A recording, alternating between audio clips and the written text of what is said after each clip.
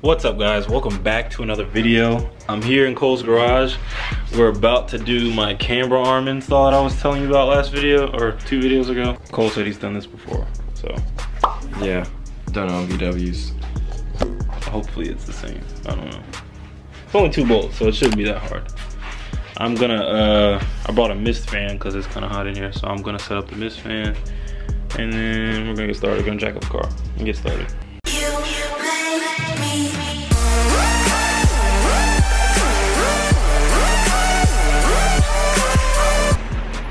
So just the forewarning, Cole said he does all this.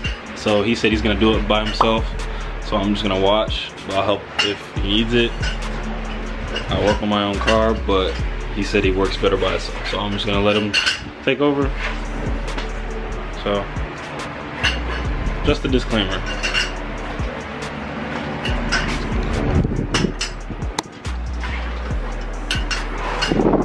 Test fit these.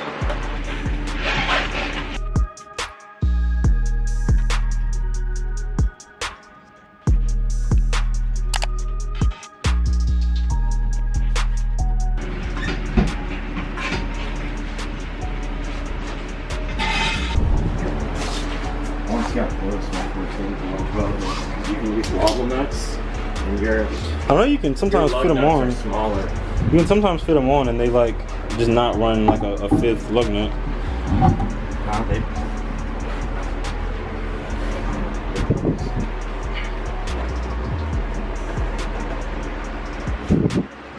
I guess that's all it does. So it's not all the way on? What does it look like? Is that how, or it'll be a little more, how much space you have? Oh wait, it is on. Ish. I like that fitment though. I might have to cop some. Wait, take a picture for group chat too. Hey, I like the way they fit. I might have to cop a set. I don't know, bro. I might have to.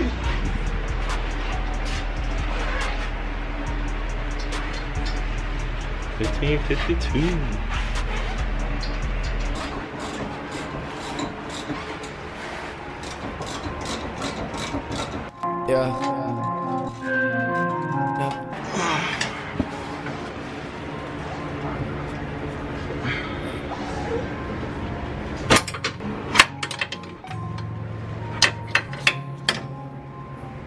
Alright guys, a little update. Cole is tightening up the driver's side. The driver's side was easy. There wasn't anything in the way, but on the passenger side, we're having some issues with the, I guess the fuel line rail thing. The top bolt can't move as far as it needs to go in order to come out because the line's in the way. So we somehow either have to finagle it, which we're trying to do, but we have to go, probably have to go get a smaller opening wrench to unscrew the bolt, I guess, if you will, a little further. That way we can finagle it more. So we already matched up the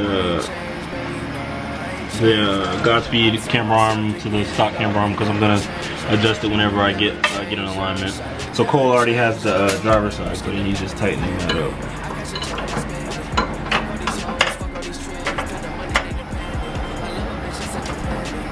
Alright, so we're taking another crack at putting the passenger side, or taking the passenger side camber arm out.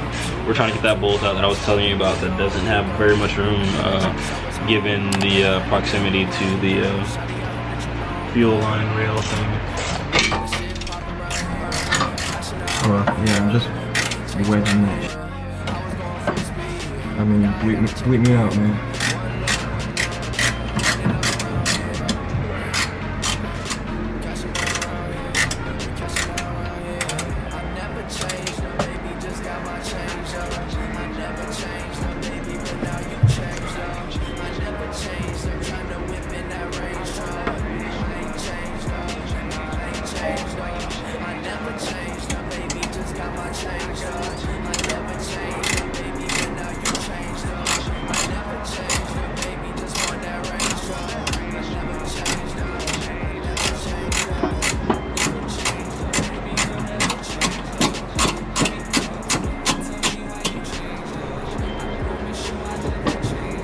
Alright, so we took an L today. I'm probably gonna finish this vlog tomorrow, but the problem that we were having with this side was what I was telling you about, and how the the bolt wasn't able to come all the way out because of the fuel thing that was in the way, the fuel bracket.